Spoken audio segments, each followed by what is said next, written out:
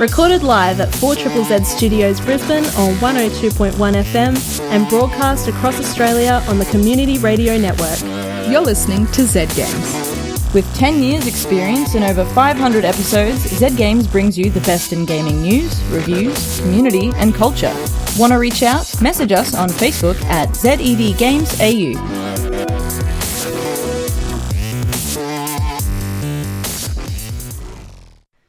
My name is Evie, and I'm chilling out in studio by myself again today. I'm starting to get really used to it, which is, I don't know, I'm probably going to have a rude shock when I have co-hosts back in here with me. Yeah, it's still good because I have you guys out there to keep me company. Yeah, Z Games, we talk about video games, we talk about board games, we talk about pretty much any type of game, really, or interactive experience. Sometimes we talk about other things that are related to games, such as Netflix series or streaming series or anime even. Anything that crosses into our realm of video games, we'll chat about it, or we'll interview people and review experiences. So we've got a couple of those experiences to be reviewed this evening. From Will and Rani, who cannot be here tonight. But Rani will be reviewing Florence, which is a indie Australian game, and I'm super excited to hear what she has to say about that. It looks like a beautiful game. It looks very touching. It's very emotional. So I'm really looking forward to her telling me how that goes, because I do actually have it on the Switch, and I'm looking forward to playing it. After that, we then have Will, who will be reviewing another indie game called A Short Hike. He's always reviewing interesting things, so it should be good to see what he's got going. But before all of that, we have the news. The week in gaming news. And it's been another interesting week in news. Oh, I just got a message from Rani saying, miss being in studio with you. I miss you too, Rani, a lot. But that's okay. I'm gonna hear your voice tonight across the airways, and that will keep me comfort tonight. Anyway, on that note, let's listen to the news. This week in gaming news, the gaming world does what it can to raise funds for COVID-19 relief. Bethesda is intending to donate $1 million to both local and international organizations working on the front line fighting the pandemic. Bethesda are also offering fans game opportunities to chip in as well. $250,000 will be going to UNICEF. $250,000 will also be donated to local relief efforts within communities, and $500,000 will be given to Direct Relief, who are also recently receiving $400,000 from the Corona Relief Done Quickly speedrunning showcase. Humble Bundle also outplayed themselves with raising over $6.5 million through their Humble Conquer COVID-19 bundle. They sold over 200,000 bundles, with 100% of the money raised sent to Doctors Without Borders, Direct Relief, Partners in Health, and International Rescue Committee. Doctors Without Borders have said we will receive close to $1.5 million in donations, which will enable our teams to launch emergency programs to help stem the spread of COVID-19 in the hardest hit communities, care for infected patients, and respond to the pandemic's consequences on local health systems. A Riot employee has posted a video of sexist harassment while playing Valorant. Valorant is still in its testing phase, however still manages to sustain harassment within its player base. Riot is no stranger to this type of behaviour, such as incidents with League of Legends. Riot's UX designer, who goes by the handle Greenily, posted on Twitter a video of her time playing solo queue in Valorant. The video shows another male player saying he was looking for an e-girl, pretending she was his girlfriend, and after she told him to be quiet, began calling her slurs. Greenily wrote on Twitter, "My dealings are not just constrained to this single clip. This is since I've ever played online games, and for the record, I did mute him. Does that mean he won't go making other people uncomfortable though? No. If you're in one of these parties, please help speak up and report these people, because I hope this is not the kind of community you want to be playing with." Hopefully, Riot act quickly before this type of behaviour takes root within the game. Cyberpunk 2077 has had a leak. Not long after Last of Us 2's story leaked online, so does roughly 25 minutes of Cyberpunk 2077 gameplay footage. Don't worry, we won't reveal any spoilers. The videos aren't in English and seem to be recorded from a closed gameplay session from E3 in 2019. In saying that, the spoilers for Cyberpunk 2077 are nowhere near as at the same level of content as Last of Us 2. Links to both games' footage are floating around Twitter and other social media platforms, so be careful not to look if you're trying to avoid spoilers. That's all this week in gaming news. Well, interesting week in news. A bit disappointing to hear about that culture within Valorant. I guess it's something that a lot of women experience when playing video games, and it's really disappointing and it's pretty hard to cope with. So let's hope that Riot can get on top of acting on the culture that's in Valorant, and they have a proper reporting process for people who do, handle themselves in a poor way while playing games. And it's not really a positive experience when you're playing a game, because most people play games for, in quotations, for fun and for recreation, escapism, and there's nothing worse than experiencing your relaxation time, your downtime, your recreational time being abused online by strangers. I can personally attest to that being horrible. So let's hope that, we can get more in effect in terms of preventing this kind of culture within online games.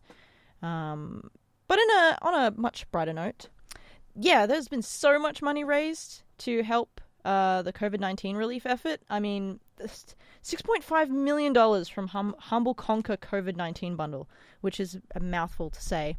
And when I was recording that news, that was quite challenging to say a few times. I had to record that many times. But yeah, that's amazing. So much money is going forward.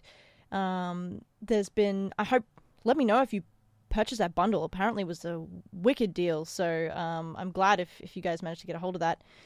Something else that's also interesting for the future in terms of raising more money, if you'd like to donate, or if you'd like to donate in a way that's also supporting the games industry, there is GameSpot's Play for All coming up, which will be later looking towards like June way, when it's sort of coming out in the year.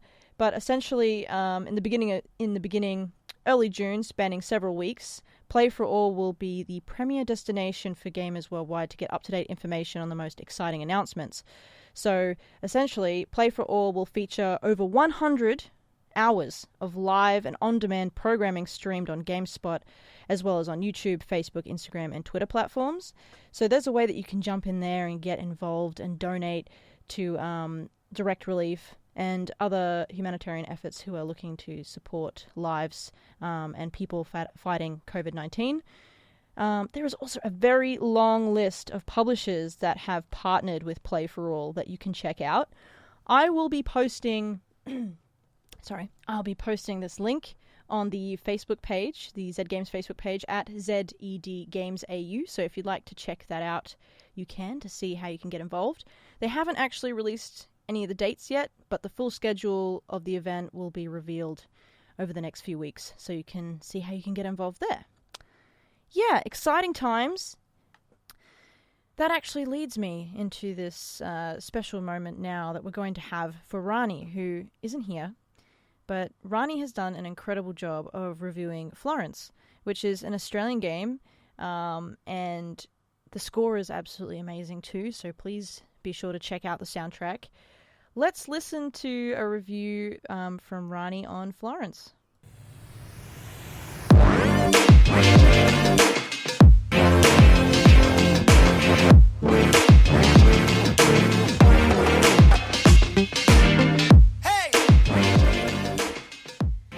Florence is an interactive story graphic novel video game that was developed by Australian studio Mountains. It was published by Annapurna Interactive and is available on Nintendo Switch, iOS, Android, PC, and Mac. The whole game doesn't take you very long to get through. In fact, I think I got through it in maybe half an hour to an hour or something like that. I wasn't paying too much attention, but it was an evening. Even though it has such a short gameplay, it's incredibly easy to pace yourself. You could easily stretch it out to take you much longer than it took me. The narrative follows Florence and Will, a 25-year-old woman, and her relationship with Krish, a cellist. The game focuses on Florence's daily life and routine. It pays special attention to the simplicity and serenity in the mundane. Leading up to actually meeting Chris, the entire game is sort of a little bit more slow. It doesn't have as much color in it, and it really sort of builds you up to there is something happening. The first time you sort of get this pop of color is when you're flashback. You're Florence as a little girl and you're painting. You're making butterflies and sailboats, and you get to paint it and you get to choose the colors. But the game uses this simple color palette that sort of makes it easy to follow along with who is who and where you are in a way that I think is super effective and allows you the player, to sort of engross yourself in the universe a little bit more. It's not distracting. There's this beautiful moment where we see Florence sort of transition from this unhappy, repetitive lifestyle with minimal color to a colorful life that sort of brings her fulfillment. And we see this through a mirror. And the narrative sort of stops there, and you can't click forward or scroll forward in the story until you've brushed over the mirror. And by brushing over the mirror, you're effectively painting that color into her life. And the base of all of these sort of bright colors is that yellow that you'll see when you first pull up Florence. So the first time Florence and Krish get into an argument, you have the two colors depicting who is who, and you have to literally piece together her argument, because it's a puzzle, and slot it into the slot before Krish does his. It doesn't really matter too much who wins, but it adds this sense of anxiety to this very simple sort of puzzle piecing. The game combines a beautiful level of interactivity with storytelling and minimal dialogue. The music included is calm, relaxing, and minimal, like the rest of the game. It serves to add. Every single element in this game adds to another element, and none of them overwhelm you as a player. So I originally sat down to kind of blitz through the game, because I knew that I was going to be reviewing it, and quite frankly I kind of wanted to get straight back to Animal Crossing, but at the same time Florence is a game that I've wanted to play for quite some time. But the moment I started, I knew right away that I wasn't going to be able to blitz through this game. I was going to have to take my time with it, because that's what it's made for. It's made for this level of mindfulness in game playing that we sort of forget about sometimes. So I soaked in the artwork and I let the music flow over me.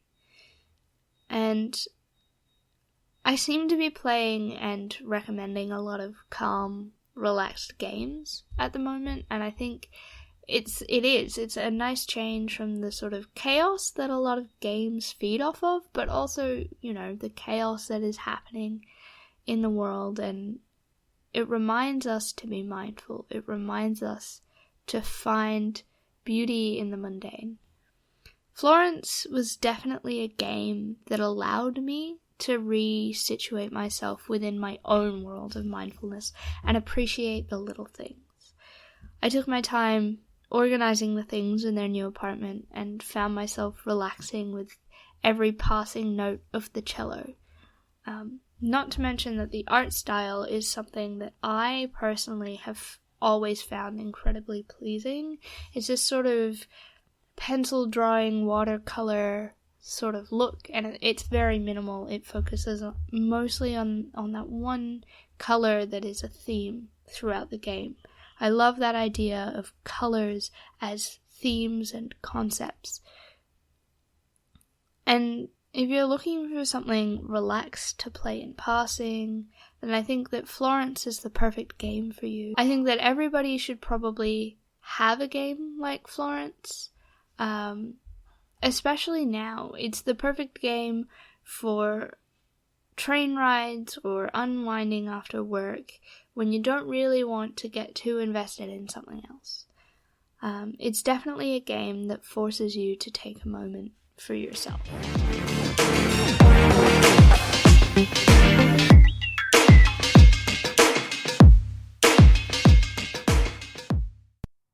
I hope you enjoyed that wonderful review from Rani. Thank you so much for playing Florence.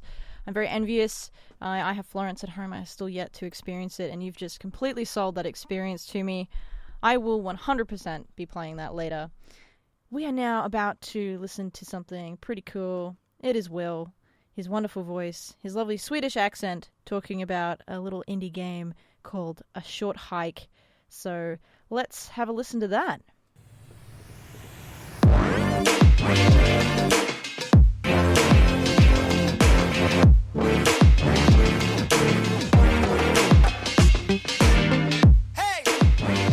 Today I want to take you on one of my favorite pastimes to do. We're going to be going on a short hike. Literally. So the game we're reviewing today is a game called A Short Hike. And the game was developed by Adam Guru and published by Adam Guru as well. The audio was created by Mark Sparling, and the platforms you'll be able to find this game on is PC, Linux, and Mac. The game was originally released on the 5th of April 2019, but a couple months later got a re-release after been on the Humble Bundle monthly first. So A Short Hike is an adventure indie game, and I managed to get it through the Epic Game Store's free game every week, and I've been waiting to play this game for weeks and months, and I finally got some time to actually jump into it. So let's just jump into the game right away. So the narrative starts off with our main character in a car on their way to a place called Hawk Peak Provincial Park. Our protagonist is named Claire, and she's an anthropomorphic, a bird that looks like a human. Don't be mad at me for not being able to say that word. A humanoid bird. And this is where we're going to be spending our time with her Aunt May, who works there as a ranger. It's going to be sort of a time off for our main character. So in the car we're introduced directly to that there's something wrong. We notice this because of the dialogue between the characters, Claire being sort of a angsty teen when you're waiting for something. I bet all of us can relate to that to some degree. And once Claire arrives at the park, we first get to jump in the day after, where we find out that Claire has been sleeping throughout the most of the day, like any teenager would, waking up in the late afternoon. And this is also a sign that there is something wrong here. And as she wakes up and goes out to meet her Aunt Claire, we are greeted with a frustration and anxiety that she doesn't have any reception. There's no reception to the phone, and everything is crazy because she really needs to take this really important phone call. And her Aunt May calmly explains to her, well, there is one place where you can get reception here, because we're out in the woods, there's no reception here. But if you climb up the peak, which is then Hawk Peak, the main place for this game, there's reception up there. And because this phone call is so important to her, and her whole family has at some point taken this hike, she feels that it's now her time to actually take it too. So this is where the game jumpstarts us into the short hike we're going to be taking. Which, it's not a short hike, it's going to be quite a long hike. So, jumping into the gameplay, a short hike is an Animal Crossing turned into an adventure game. Being all about exploring the various areas of the park, finding items, completing quests, finding hidden treasures, and talking to a wide range of characters that we're being introduced to. And you're thinking, well, why don't I just climb up? Why don't you just take the hike to the top? Well, there is a thing stopping us. Because the hike is so strenuous, to get up the hike, you have to find what's called golden feathers. These are basically your stamina. And they will allow you to jump more, so you can like double, triple, quadruple jump. Let you climb for longer periods, because any surface on this game is traversable. And it also allows you to run for a lot longer. So in order to be able to complete this hike, you have to find feathers, or you have to buy them in different varieties to get more. My favorite part about this game is the mechanics, and the mechanics are so well tied into the genre and the whole point of exploration in the game. And while I could be talking loads about the fishing and the music and everything that just love with this game, I want to talk about 3 things with it. And that being the way you traverse the levels, how the level themselves are built, or the level itself is built because it's in sort of an open world, and the interactions you have with the other characters. Because I feel like these 3 are the main key selling points to this game being about you taking that hike. So the way you traverse the level is by either running, climbing, gliding, or jumping. And while in the beginning of the game you're held back by the amount of gold feathers you have, all of them are still so very satisfying. And with the whole experience being about taking a hike, which is in essence exploring and finding new areas, having such a wider range of ways to be getting around the level really makes the experience. It takes away from, just walking up a hill to all of a sudden you can climb this place, or you can jump off this cliff and then fly to a new place you haven't been before. And this really makes the exploring interesting, because you have so many different ways of getting to the point. I remember at some point I got to a little lookout vantage point where I looked down, saw a place that I wanted to go to, and just decided, well, I'm just gonna fly down there. And then I did. And it makes the simple experience of just getting up a mountain be so much more interesting. And that leads us to the other reason I really love this game, and that is because of the level layout. Basically being like an island where the middle is the highest point, but all around there you have different levels of verticality. So the layout of everything is very different, and all of it is explorable because of these ways you get around. So you find yourself not only climbing up, but you find yourself climbing up, then climbing down, jumping here, jumping there, flying around a little bit, and doing all that is super soft and feel goody. And then it gets even more interesting because there's so many places to explore and find, and it just really gets to that point of exploring and finding the little secret nooks of this provincial park. And lastly, I just want to shortly mention the interactions you have with the other characters that are scattered around the level. Not only is the writing amazingly diverse, having characters have so many different things to say depending on when and how much you talk to them, it's also very lighthearted, and it tells you the story straight up and is really easy to digest. And while some of the concepts they talk about are not really slapped into your head and you have to ponder a little bit about it, you still go away from every conversation knowing exactly what has been said. And I find that this is really nice, not having to focus too much on what they said, but more focusing on the concept that they bring to you. The audio in this game was sort of a mix between a Zelda and any classic pixel game you have, with the sound effects being a bit pixelated, but the background music being fully, how would you say, HD music kind of style. And while I do feel that the devs missed out on the point about hiking being quiet and sort of blissful, I do still think that they did an amazing job with the soundtrack. Mark Sparling crafted an excellent audio that changes based on the weather and the location and what the player's doing, giving you a feeling of both excitement and happiness as you traverse to the top, but then also at some points when you're flying through the rain you get like a lo-fi chill, and really diversifies the music and gives you different feelings and just not always this super hype excitement. Overall, I feel the experience is amazing. It's truly one of the best games of 2019, and I do think that everyone, especially game developers, should pick it up and at least try it out. I think the game developers managed to make something really interesting, and I could probably sit for hours to pick apart the different cool designs they did. But I'm just gonna leave it as definitely a game to study if you're interested in games, and if you just want an awesome game to kind of cleanse your palate a little bit from games like Modern Warfare or Animal Crossing and just take a nice short hike, I suggest to get this game.